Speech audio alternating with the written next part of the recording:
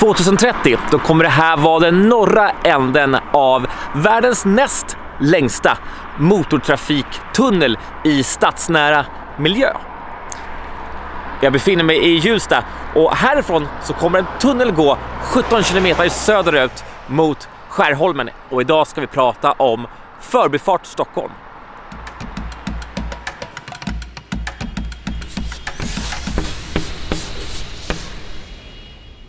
I likhet med ringleden är förbifarten en idé som har funnits länge. Redan 1966 fanns en idé mycket lik förbifarten i en skiss med förslag på 4 nya trafikleder i Stockholm. Där fanns även norra och östra länken, en länk mellan Masmo och Flemingsberg och en led mellan Rissne och Täby. Förbifarten fanns också med i Dennispaketet från 1992, men då under namnet Västerleden.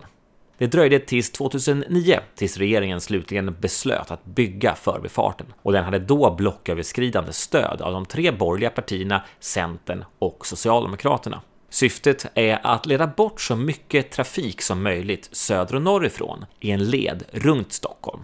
Framförallt kan man då avlasta Essingeleden som idag ibland har dubbelt så hög nyttjande än vad den är byggd för. Förbifarten den beräknas stå klar 2030 och då ha en kapacitet på 150 000 fordon per dygn. Det är ungefär lika mycket som idag åker på Essingeleden. Det här betyder ju också att tung trafik, framförallt lastbilar, som åker från södra Sverige och ska norröver, alltså inte behöver åka in i Stockholm. Kanske ska till städer som Uppsala, Västerås, Arlanda eller Finland eller norröver i Sverige. De slipper åka in i Stockholm, och de slipper framförallt att belasta Essingeleden ännu mer. Leden i sig den kommer bli 21 km lång, varav 17 km kommer gå i tunnel. Och det här är faktiskt också världens näst längsta vägtunnel i stadsnära miljö, bara slagen av någon kilometer av en tunnel som ligger utanför Tokyo. Den går också relativt djupt, den går som djupast 65 meter under marken, och det är faktiskt djupare än Londons tunnelbana. I söder förbättras motorvägen mellan Masmo och Fruängen för att vid Kungens Kurva gå in i en tunnel som tar sig västerut under Mälaren och Kungshatt ut till Lovön. Där kommer vägen mellan Nockeby och Ekerö att förbättras och få en anslutning. Den anslutningen möjliggör trafik från exempelvis Bromma och Sundbyberg söderut i landet utan att vara beroende av Essingeleden. Tunneln fortsätter sedan hela vägen upp till Hjulsta med en avfart vid Vinsta ungefär vid Johannelunds tunnelbana och Vällingby. Det här möjliggör också en koppling från Västerort och Järfälla till söderort eller söderut i landet utan att passera Essingeleden. Vid Hjulsta övergår tunneln i en bro och ner i en tunnel under Järvafältet. Vid Akalla kommer leden upp och skapar anslutning till befintliga E4 mot Uppsala och Arlanda och väg 265 mot Åkersberga och Norrtälje. Pendling mellan nordvästra och sydvästra Stockholm kommer alltså att få 2 alternativa resvägar, där förbifarten, även om den blir något längre, kanske blir den snabbaste vägen. För boende vid Järvafältet, Sollentuna eller Upplands Väsby innebär det också att de får en smidigare resväg till Västerort och Bromma. Resande från Arlanda, Uppsala och Norrtälje kommer också få en mycket lättare resa runt Stockholm söderut. Som grädde på moset så kommer också i söderort väg 259 att byggas. Det är en väg som ansluter till förbifarten vid Masmo och tar sig österut, delvis i tunnel, delvis väg till Flemingsberg, och därifrån ytterligare i en tunnel under skogen till Gladökvarn, Lisma och ner till Jordbro och Västerhaninge. Den här vägen är dock inte beslutad än. Men starten för förbifarten var knagglig. Byggstarten drog igång i augusti 2014. Men samma höst var det val och Socialdemokraterna bildade regering med Miljöpartiet.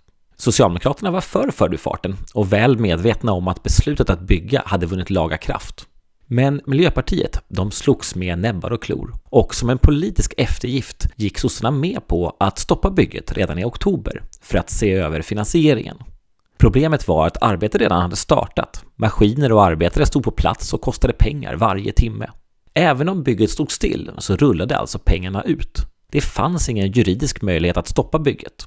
I december så hade 170 miljoner rullat ut i det tomma intet, och i januari påbörjades arbetet igen. 2019 så framkom ännu mer problem för projektet. En italiensk entreprenör låg långt efter i schemat. Efter 40% av tiden hade de bara byggt ungefär 14% av vad de skulle. De hade också dumpat tippmassor så att miljöfarligt avfall kunde rinna ut i Mälaren. Då Trafikverket sa upp kontraktet med dem så gick konsortiet i konkurs. Och trots att de bara slutfört 14% så hade de betalt för 22% av arbetet, där Trafikverket menar att det rör sig om ett förskott. Den här tvisten, den gör att vi idag riskerar år av förseningar för förbifarten. Men nu jobbar man dygnet runt för att försöka jobba in den tiden man har förlorat. Till råga på allt så har ju det här italienska bolaget dessutom stämt Trafikverket för ärekränkning. Det betyder väl i princip att man tycker att Trafikverket har svärtat ner deras goda rykte. Jag kan tycka personligen att om det är så att man jobbar väldigt långsamt och dumpar miljöfarligt avfall nära Mälaren, då kanske man inte förtjänar det goda ryktet. Men det här fallet är i alla fall uppe nu i Italiens högsta domstol. Idag så har norska Veidekke fått ta över efter italienarna och man har blivit tvungna att investera ytterligare några 100 miljoner på att jobba ikapp det som man faktiskt har blivit försenad. Det som byggs, det är ju egentligen 2 stycken tunnlar, en i vardera riktningen med 3 stycken körfält vardera. Idag så har man ungefär gjort klart en 70-80% av den här tunneln redan. Det är primärt under Lovön som man inte har byggt. Hässelby och norröver och även Kungshatt och söderöver är faktiskt färdigsprängt. Så vad man har börjat göra nu, det är att man börjar täta tunneln. Man drar el, belysning, data och ventilation. Förbifarten i kombination med väg 259 ner till Västerhaninge tror jag kommer vara ett stort steg framåt för trafiksituationen i Stockholm och med därav också en förbättrad livskvalitet för nästa generations stockholmare. För även om det är så att bara om 20 år så kommer vi säkerligen se att majoriteten av de fordonen som rullar i Stockholm, de kommer att vara eldrivna. Men eldrivna fordon tar ju faktiskt fortfarande plats så det kommer att skapas trängsel. Den här förbifarten, den möjliggör faktiskt minskad trängsel på Essingeleden, kanske primärt, men också kortare restider framförallt mellan södra och norra Stockholm. Och det betyder ju i slutändan också mer tid för vänner och familj. I nästa film, då ska vi titta på ytterligare en pusselbit för hur man kan minska trängseln, nämligen trängselskatter. För det är faktiskt så att ett sätt att minska trängsel, det är att avgiftsbelägga de som använder vägarna mest. Vi ses då!